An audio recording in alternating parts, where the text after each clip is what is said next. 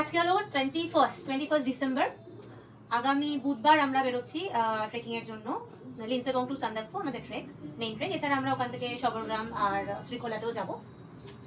তো এটা আমাদের 5th টাইম আমরা ট্রেকে যাচ্ছি। এর আগে আমরা একবার চান্দাকফু গেছি, বাট সামহাও কিছু কারণের জন্য আমরা ফুল ট্রেকটা করেছি, বাট গাড়িতে মাঝখানে যেতে হয়েছে, ওটা অন্য একটা রিজন ছিল।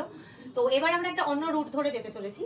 তো সেই রুটটা সম্পর্কে এবং কিভাবে যাচ্ছি, কিভাবে কাদের সাথে কন্ট্যাক্ট করে যাচ্ছি, কিভাবে যাচ্ছি, সবটাই পরে নেক্সট ভিডিওগুলোতে বলবো। আজকে আমি মেনলি এই ভিডিওটা দেখাচ্ছি যে আমরা ট্রেকিং এর জন্য কি কি জিনিস নিই এবং এই ট্রেকটার জন্য স্পেশালি কি কি জিনিস দরকার, আর যে সময়ে যাচ্ছি সেই সময়টার জন্য কি কি জিনিস দরকার, আর কিভাবে প্যাকিং করলে অল্প জিনিসের মধ্যে এবং একটু লাইট ওয়েট তোমরা ক্যারি করতে পারো, এবং এক্স্যাক্ট কি কি জিনিস তোমাদের লাগবে সেটুকু একটু বলে দিচ্ছি। এগিয়ে যাই তাহলে আমরা।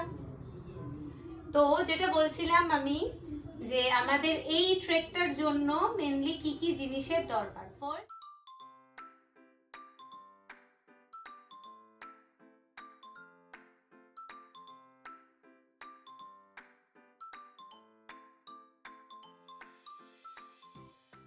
তো যেটা তোমাদের বলছিলাম যে আমরা যেহেতু ডিসেম্বর মাসে এই ট্রেকটায় শুরু করছি, তো এই সময়ে আগামী 25-26 তারিখ করে একটা স্নোফল হওয়ার সম্ভাবনা রয়েছে। তো আমরা সেই অনুযায়ী প্যাকিংটা করব, এবং তোমরা নিজেরাও যখন কোনো ট্রেকে যাবে অবশ্যই ওয়েদারটা একটু জেনে নেবে, এবং আগে পিছে কোনো এই ধরনের সম্ভাবনা রয়েছে কিনা অবশ্যই জেনে তবেই প্যাকিংটা শুরু করবে, যে এক্সট্রা কি আর ক্যারি করা যায়। তো মেনলি আমাদের এই ট্রেকটার জন্য 3টে লেয়ার অবশ্যই ক্যারি করতে হবে, যেহেতু ডিসেম্বর অ্যান্ড অলসো স্নোফল হওয়ার সম্ভাবনা রয়েছে। তো ফার্স্ট লেয়ার ইজ আমাদের থার্মালটা অবশ্যই নিতে হবে। ফ্লিস জ্যাকেট অবশ্যই নিতে হবে, এটা আমার ফ্লিস জ্যাকেট, তোমরা ডিক্যাথলন থেকে আমি নিয়েছিলাম, এছাড়া আরো অন্যান্য জায়গায় পাওয়া যায়, একটু সার্চ করলে পেয়ে যাবে। আর এটা হলো আমার প্যাডেড জ্যাকেট, ডাউন জ্যাকেট যেটাকে বলে। তো এটা তো আমার একদম ছোট্ট কোলবালিশের মতন হয়ে যায়, খুব ইজি হয় ক্যারি করতে। তো তোমরা যদি এরকম কিছু পাও ক্যারি করে নিতে পারো, আদারওয়াইজ ফ্লিস জ্যাকেট খুব ছোট করে ক্যারি করা যায়।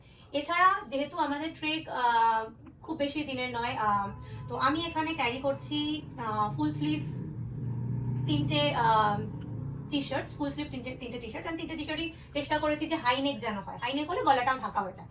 এছাড়া আমি 2টো এরকম প্যান্ট নিয়েছি, যেটা কি খুব কুইক ড্রাই হয়ে যায়, মানে কোনো কারণে যদি ভিজে যায় বা কিছু, তাহলে তাড়াতাড়ি ড্রাই হয়ে যাবে। এই ধরনের প্যান্ট অবশ্যই নেবে। প্লাস তার সাথে সাথে আমি যেটা করি, অনেকেই করে অনেকে করে না জানি না, বাট আমি যেটা করি যে এই প্যান্টের সাথে সাথে আমি আরো 2টো টাইট প্যান্টস পরে নিই। তো এই ধরনের আমি 2টো টাইট প্যান্টস নিয়ে যাই। এছাড়াও চাইলে তোমরা যার যেরকম ঠান্ডা লাগে সেই অনুযায়ী এটার বদলে থার্মাল প্যান্টও ইউজ করে নিতে পারো ওটার জায়গায়। এছাড়া আমি আরো একটা সোয়েটার টপস নিয়েছি, এটা শুধুমাত্র একটু পরে যদি ছবি রিলস কিছু তোলা যায় শুধু সেটার জন্য, বাট প্লাস আমাকে গরমও দেবে।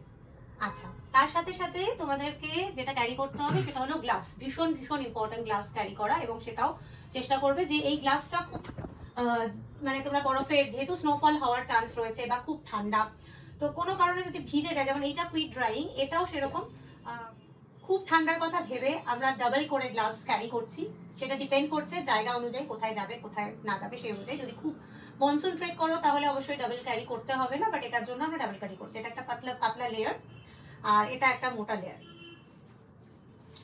এছাড়া আমরা এখানে আমি একটা ক্যারি করছি, তোমরা উইন্ড শিটার ক্যারি করতে পারো, দিস ইজ মাই উইন্ড শিটার। এছাড়া রেনকোটও ক্যারি করতে পারো ইন কেস যদি বৃষ্টি বা ওয়াক করাকালীন স্নোফল বা রেন যেখানে যাচ্ছ সেটার উপর ডিপেন্ড করছে অবশ্যই। এছাড়া আমি তো 3টে মোজা নিয়েছি, এই প্রত্যেকটা মোজাই বেশ ভালো গরম দেবে। 3টে লেয়ার অফ মোজা, তো তোমাদের সক্সও ক্যারি করতেই হবে, তাছাড়া এক্সট্রা আরেকটা নিয়ে নিতে পারো। 3টে লেয়ার ইজ এনাফ। অবশ্যই একটা উলেন ক্যাপ ক্যারি করতে হবে, উলেন ক্যাপ ছাড়া চলবে না, কান ঢাকতেই হবে। আর এটা আমি টাওয়েল নিয়েছি ফর ক্লিনিং পারপাস।